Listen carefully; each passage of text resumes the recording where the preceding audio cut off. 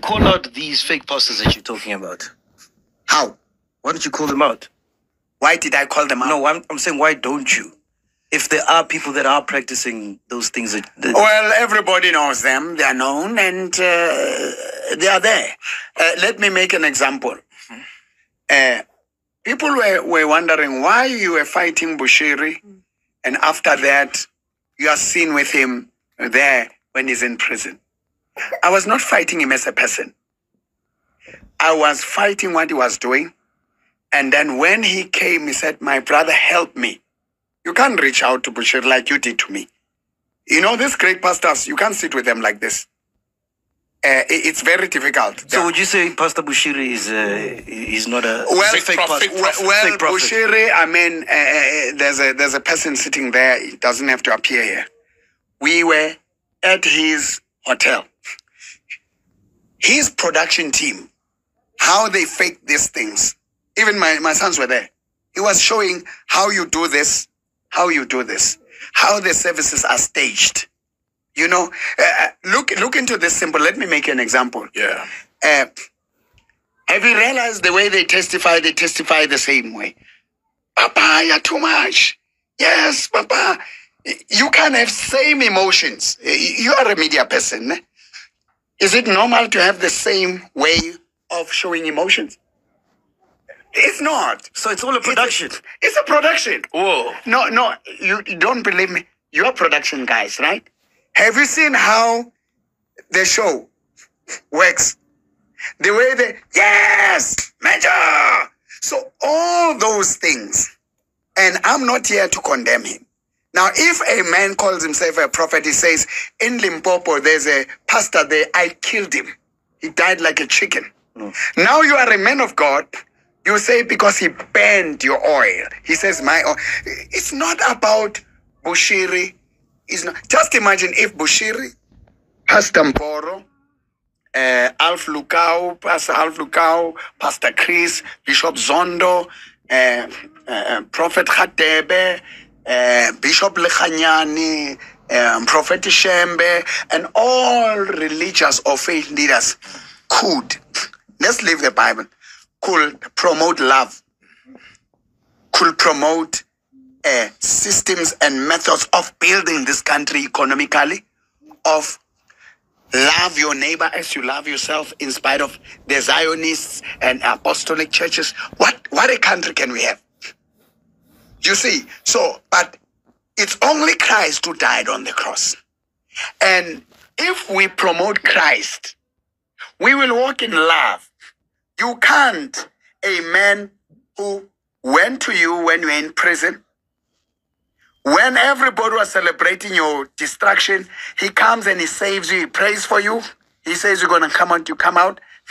And then he goes to jail. You boast that you spoke to your brothers in heaven. They put him there. You instructed them. He's not going to come out. Now he comes out. And now the whole thing comes out. How COSAS was used. How ANC Youth League was used. There are recordings where they plot in the police station with the police before they burn the church. The whole thing now is coming out. How this and this. Wait, are you saying pastors are in bed with politicians? Yes. I've got recordings that I will leave with you, that you will see. Even in my case, how they sat with the police, with ANC Youth League and COSAS to do what they were doing. And Bushiri confessed to me that, you see this, I know cases that were withdrawn. You are powerful, my brother. I know the cases that you opened. I'm behind certain things.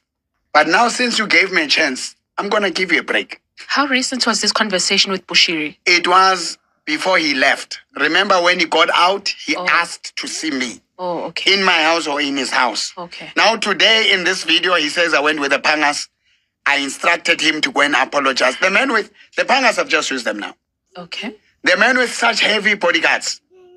In Bushiri's house, you go in, they press the buttons. Before you go in there, they call you. How do I enter there?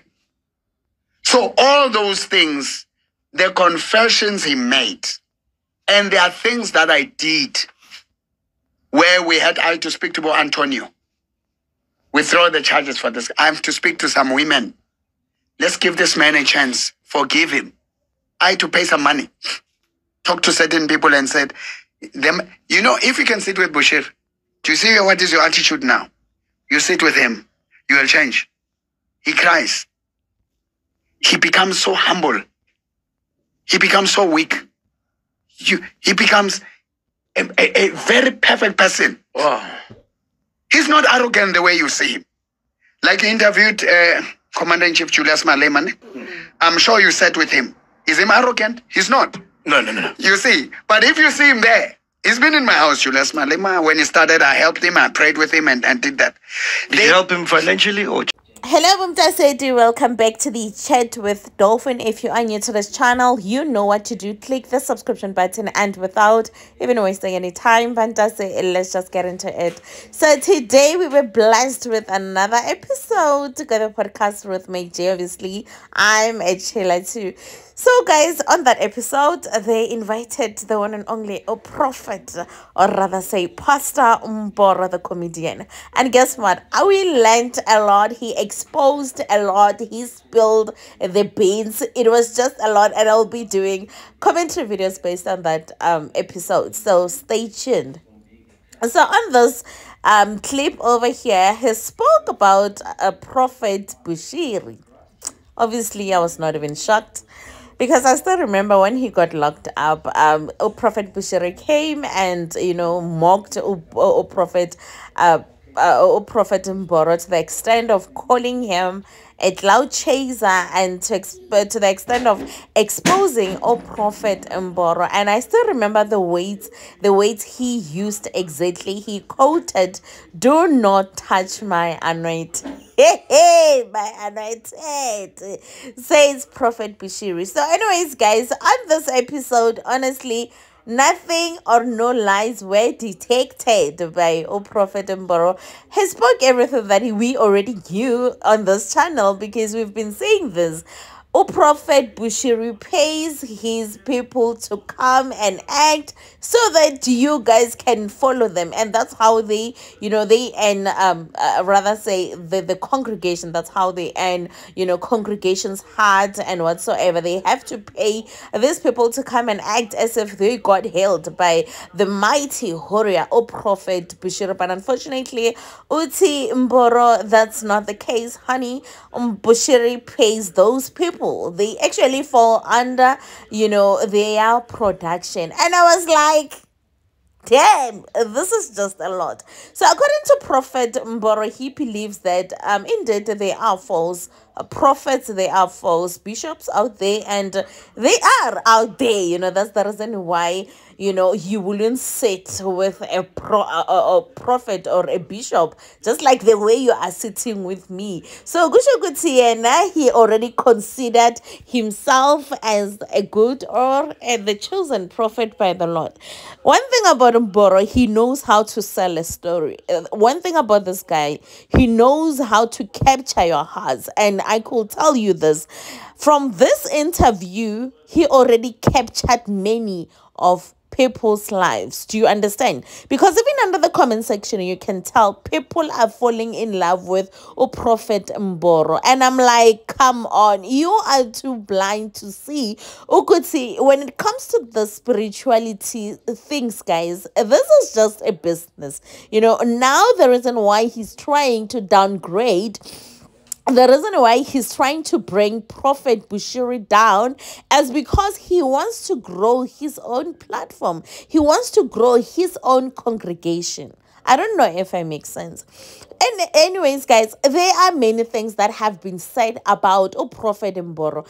Are you telling me that those people who came on social media platform, on national TV, they lied about his name? Oh, come on, guys. No, you know, you can call me delusional, but I blame you, South Africans. I really blame you. I blame you for choosing to avoid certain things. I blame you for choosing to ignore certain aspects. Because, guys, there are many things that were said about Mboro. Now, according to me, when you put Mboro and Mboro and Bushiri together, they are the same. They come from the same cloth. And now you're going to tell me that you are better than Prophet Bushiri. You are the chosen one. And Prophet Bushiri is not. Come on, we are not children. We are not children. And according to me, I feel like he's just lying, to gain followers. He's just lying to grow his community, to grow his congregation. Because that's what they're good at. They're good at manipulating people in order to join their own churches. I remember the time they were holding a party celebration of welcoming him from prison, at his church. I think I saw many women than men at Mboro's church. And guess what? They were paying the tithe. Like they were carrying money. They were paying money. They are doing the same thing. Spirituality to them is just a business. Religion to them is just a business. They're not spreading the word of the Lord, because even Naye or Prophet Mboro has minions who believe in his name. Prophet Mboro, Baba Mboro. They are praying. They are praising him as much as they are praising Prophet Bushiri. So that's why I'm saying they are not different. Actually, they are the same, according to me. Prophet Mboro and Prophet Bushiri are the same. So anyways, Fantase Utiene, yes, he do believe that false prophets do exist, and that was not a lie. That was actually spot on. And honestly, I did enjoy that interview. If what can I say? I do love his personality though. I do love his personality, his very intellect.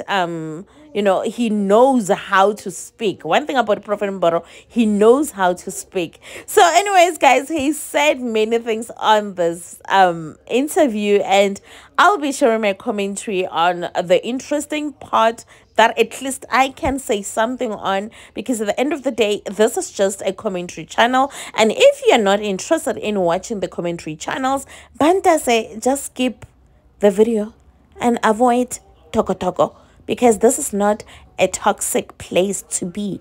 Anyways, comment down below and tell me what you think about this home commentary and what you had on this video.